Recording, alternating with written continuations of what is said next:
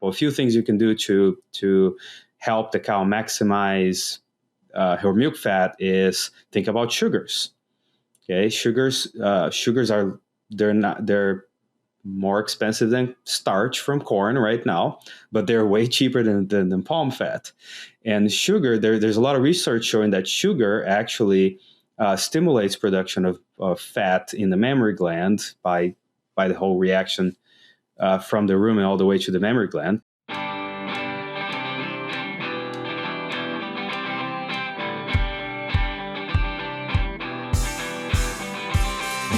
Hello, everyone. Welcome to this episode of the Fit Science Podcast Show, brought to you by Wysenetics. I am Wilmer Pacheco. I am an associate professor and extension specialist in the Department of Poultry Science at Auburn University. We are dedicated to bringing you the latest insights and discussions in the feed industry. So get ready to expand your knowledge and stay ahead with today's episode. And today I have the pleasure of having as a guest Dr. Andre Pereira. Dr. Pereira is a nutritionist and management consultant with GPS Dairy Consulting. Dr. Andre is originally from Brazil, where he obtained his degree in veterinary medicine. And then he moved to the United States, where he obtained his master's degree at Louisiana State University and his PhD in the University of New Hampshire.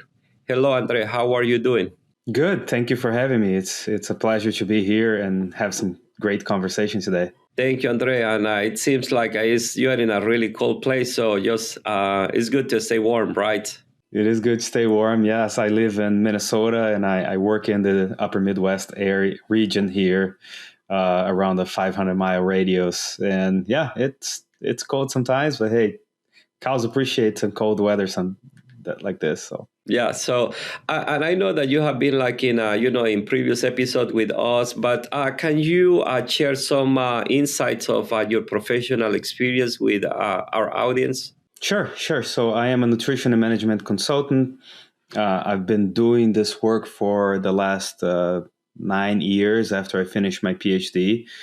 And basically, I consult for farms, for several farms, working on their nutritional management and also helping with some management aspects of not only diets, but all other aspects of their dairies as well. Excellent. And, in previous episodes, we have spoken about grinding strategies and mixing strategies to optimize dairy cattle performance and maximize milk production. However, during this podcast, I would like to discuss with you current milk prices as well as feed manufacturing strategies and nutrition strategies to improve dairy farm profitability in a low margin environment. It's a big topic right now. Milk prices have gone down significantly in the last few months, and the futures don't look very good. So it's a very important topic right now. Excellent. So, from your perspective as a dairy consultant, what is currently happening in the milk market that is contributing to lower milk prices? There's so much going on, not only in our country right now, but also geopolitically that could be causing that. It's just very interesting. So basically, we have a large inventory of cows currently in the United States. We still have a good inventory of cows producing milk. And also what we've been experiencing is the highest production per cow that we've ever seen lately. So cows, we not only have a large amount of cows in the country, but also a large amount of milk being produced by these cows. So kudos to all farmers and dairy producers in the country that could make this happen, right? We're being more efficient with what we have. We're actually delivering more milk per inputs right now. So it's very good. But that comes with a problem that the inventories and the number of byproduct inventories from milk just are also growing in the market and also in the global market. So when you look into that and also add on some other, I'd call it geopolitical things that are happening, because mostly there is inflation is still here. We were talking about inflation. Inflation has gone down significantly. But if you look at December numbers, for example, we've had for food consumed, the inflation report for food consumed was at 0.7% positive, which would throw at a year over year of 4.1% inflation. So that makes people think about twice or three times, hey, what should I be buying in the grocery store? What should I be eating, right? If you look at the grocery inflation report from December, it was only a 2.4% year over year increase in inflation. So it was smaller. But then the food consumed was 4.1, which shows you that there is some inflation in going out to eat. That has been a big problem lately. There was a recent report from Nestle that came out last month as well, showing that 23% more people are preferring to celebrate or to do celebrations, just like the ones we just had for the holidays, more at home than going out. Also, 30% more people year over year compared to last year decided that they want to eat more healthy foods, which may mean there is a decrease in the perception that food from animal industry is not as healthy. That's one side of the story. On the other side, and I don't like to get too much into politics, but that's, it is what it is, and we just have to ride what politics do to us, right? It won't change much of what we do, but there's just a new food pyramid that came out, right? We all saw that from the United States government, showing that emphasizing more dairy and more meat in plates right now, and emphasizing the importance of eating more protein from animal sources. They did not change the requirements of saturated fats, saying there's a limit on saturated fats as well. So they did not change any of that. They just changed you should get more protein out of animal sources. And it also helps that they're also implementing more use of milk in schools and less sugary drinks, and also trying to remove some governmental SNAP benefits to less sugary drinks into more of milk and products from animals, right? So that's the bright side of the equation right now, but that's not catching up as fast as the sudden increase in inventory, cheese inventory, butter inventories, and just not enough food being consumed outside or people going out to eat. And that does hit really hard the milk prices.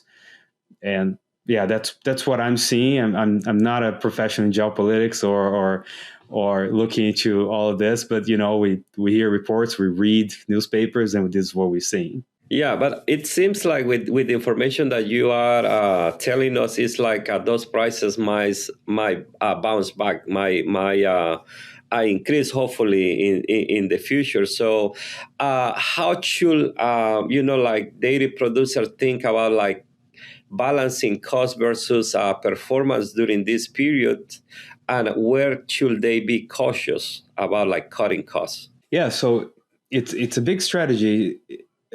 Right now, you look at milk futures, we're looking at below $15 milk right now per hundredweight of milk.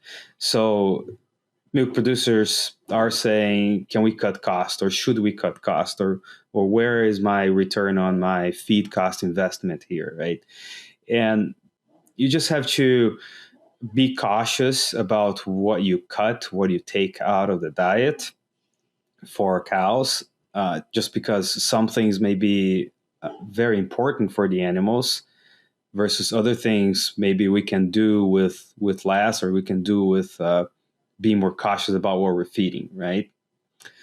I'd say the biggest thing is to rethink what you're feeding, rethink what's in the diet, make adjustments. When was the last time you as a nutritionist, me as a nutritionist, when was the last time I checked my mineral balance? I check it all the time. I try to keep a good eye at it, but maybe I'm overfeeding a mineral here or there, that I'm just feeding a larger amount just to make sure the cows are actually getting what they need to, a little more than what they need, so I can clear that up. Maybe we can just go to the requirements, decrease that a little bit, make sure they're getting enough to be healthy, they're getting enough to make high amount of milk and to be profitable, but not nothing in excess of what they need, right? So that's one thing that we need to look into. Yeah, excellent. And then just continue that, like that nutritional perspective. Are there any specific feed ingredients, byproducts, or maybe like some formulation strategies that look attractive in the current market? Yeah, and that's a big, there's a big discussion on that side right now. Do we just take out some feed additives, or do we just remove some expensive ingredients right now, or do we keep it there? I want to start by saying, just be aware of what you're doing when you're working on these strategies, right? Let's say the milk market bounces back in June, July, and it looks like from our future numbers here that we're looking at, it's bouncing back by the summer. The futures are bouncing back. Whatever you do right now to the dry cows or fresh cows, they're going to be your herd making the most amount of milk in 4 to 5 months from now. So if we try to cut them out now, if we cut, your highest producers or your fresh cows, we cut nutrients from their diets right now, we have to set the expectation that in 4 to 5 months, they will not be making as much milk or solids as they were last year, for example, comparing year to year here. So you just have to keep that expectation. So for ingredients, for example, one of the biggest ingredients that's a big discussion right now is fats. It's dry fats. There are a few types of fats we use in diets. One of them is palmitic fat. So palmitic fat helps not only with energy for the animal, but also with milk fat. But also we have a stearic fat, it's other type of fat, and oleic fat. And those are dry fats, mostly calcium salts, because they have to be protected in the rumen for the cows. It's different than monogastrics, where you may not need the salts, but for ruminants, you need the salts to protect them in the rumen. And those are expensive right now. 1 ton of palm fat right now is running around $2,000. So it's $1 per pound of fat in the diet. So the question is, can you reduce that? If you're feeding a lot of it, I'd say it's a good time to think about the biology of the cow, right?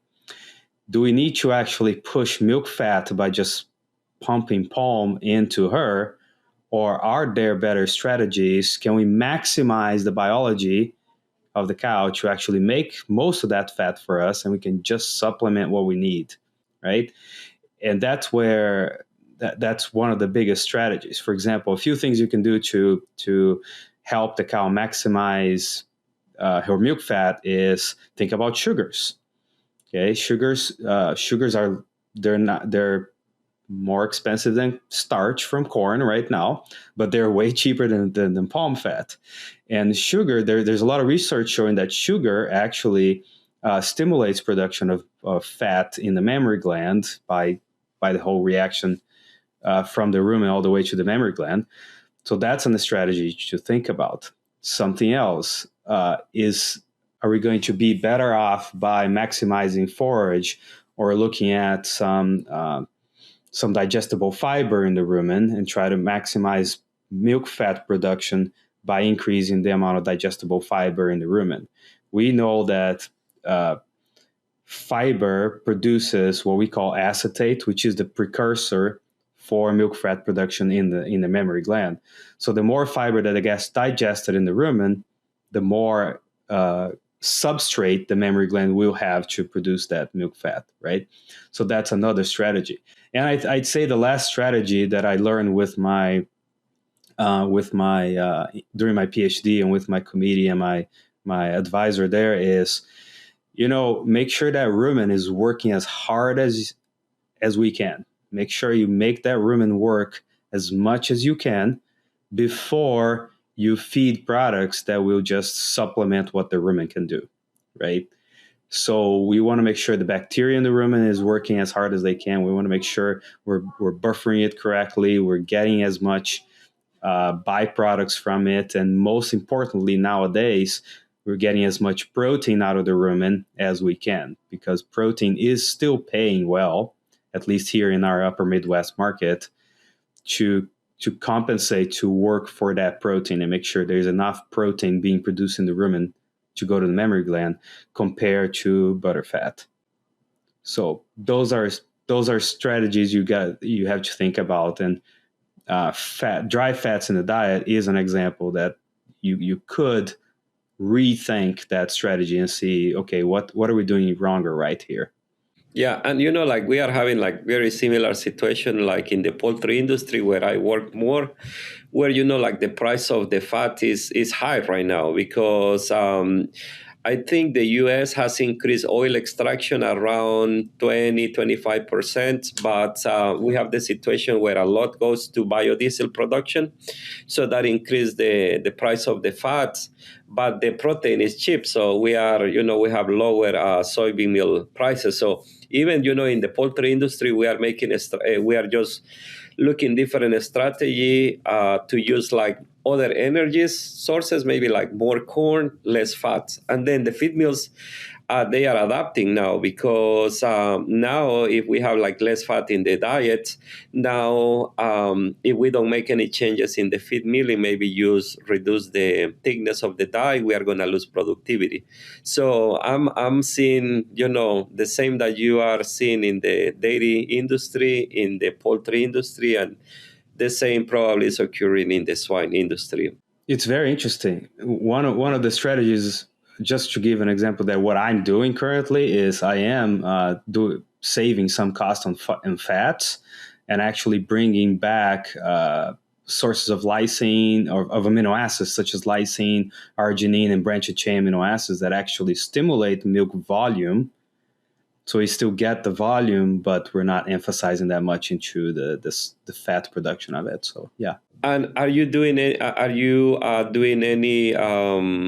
using high oleic soybeans too as source of protein and energy? Yes, that is a big and that's a big thing going on in our industry right now is the use of high oleic. High oleic is a big strategy right now. I am working with a few clients that are using it currently. I'd say what I'm not seeing, because I had my diets were really dialed down into fat formulation before. I'm not seeing changes in milk volume or milk fat with going into the high oleic beans. But what I'm mostly seeing is cost savings. There's a lot of cost savings because we can actually pull the dry fats that are imported, brought from another country, from across the globe to here to be fed versus something that just grew in your backyard, right? And that makes a big difference in feed costs.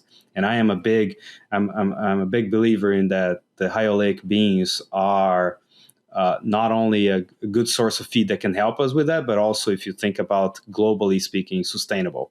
Yeah, right. Yeah. Because we're not transporting it across the globe, but instead we're just getting it out of our backyard to feed cows. And just out of curiosity, when you are using like the dry palmitic oil, is that just is a strategy to reduce transportation costs too, or is just like a completely different process? No, it's just because ruminants require that dry feed, and it's easier for feed mills to work with as well, at least in our area. So that's mostly why we use the dry products. Okay, and then from let's say now going from the feed milling perspective, what practical actions can a feed mill and feed manufacturers take to support dairy farmers during periods of low milk prices? Sure, it's and again, I don't work at feed mills. I have in the past, but I don't have that experience as much as you have. But uh, from a perspective of a dairy nutritionist like me, I think of a few things that I'm sure all the mills are doing, but it's something to, it's a reminder, right? I always think that you should look at your margins and say, okay, dairy prices, milk prices are low right now. We're all struggling, but feed prices at the same time are not too high. They're actually still at good prices, and they're at low prices now. So, is there something we can do with margins? Can we actually work a little bit on our feed mill margins? Can we see what we're doing with our equipment? Do we actually need this much margin in certain products versus others? Should we relook at that structure, right? Because we can run high margins and make a lot of profit, but if our client goes out of business because they're spending too much money, and then you're just looking at the short term. You're not looking at the long term sustainability of your business and your clients, right? So talk to the purchasing team as well. Make sure they're looking at the best sources of feed. Make sure they're looking at everybody, all the other companies that are available out there that have good quality feed. Talk to your hedging team, right? Make sure they're making the right contracts. They're actually looking into the right timing for contracts and inventories. I'd say one of the biggest things is inventories is. Let's say there's a good price right now on fats that are not going to go bad in a few months. Why not just increase your inventory with those products, and not only talk about fats but others too, but increase your price, your inventory on that, and then you can take your time to get rid of that inventory as the market fluctuates up and down. The other thing too is for producers. I'm thinking about your clients as mills. Okay, what can I do for my producers? Make sure your corn, for example, the particle size of your corn is being ground the right way. Make sure it's cows like really fine corn, 300 to 400 microns. That increases efficiency. It helps us nutritionists. We can actually feed less of that corn and more of homegrown forages, and try to decrease purchase costs for the farmer. And make sure your procedures at the mill are also correct. For example, we're talking about oleic, high oleic soybeans, or even regular soybeans. Just the roasting process on that needs to be dialed in the right temperature, so we can actually utilize all the nutrients from those beans. If you beans, for example, if you roast them at too high of a temperature, it will lose the lysine from it, one of the amino acids that's very important for milk production. So as you dial down that, you can help your producer be more profitable with the same amount of inputs there. So making sure that's dialed in, making sure that the losses and shrink at the mill when you have these products are well dialed in as well. So if you're running a 10% shrink from when you receive the beans, roast, process, send them back, if you're running at a 10% that shrink there, is there something that you can do to go to 7%, 6%, and try to actually minimize that waste and help your clients with that. You already know that the key to a profitable operation is healthy, productive animals. This starts with the quality and safety of your production inputs. Our team of experts at Kemin are driven by curiosity to develop science-backed ingredients and solutions to help you maintain feed and water quality, improve intestinal health, optimize nutrition, and eliminate pathogens. Learn more today by diving in at kemin.com/ag.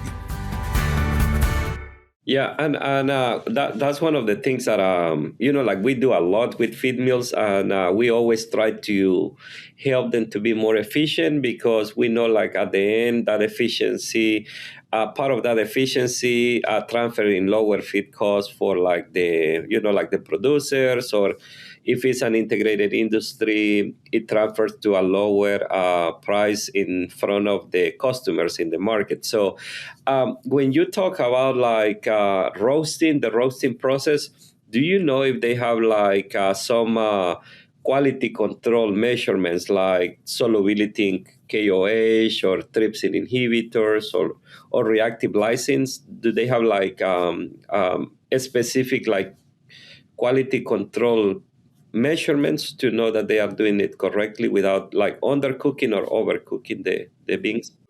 There are several ways to look into that. The there is there are some assays you can do, right? There's an old assay that's using the intestinal absorption of in poultry. Actually, it's an old assay, but it's still very valid, and a lot of labs use that assay. But there are some new assays coming up. There's one assay that was developed at the Cornell University called ROS.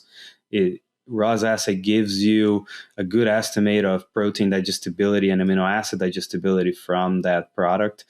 But also there is one that a lot of mills are doing. It's called a PDI test. It's pretty much trying to look at the protein in the indigestible portion.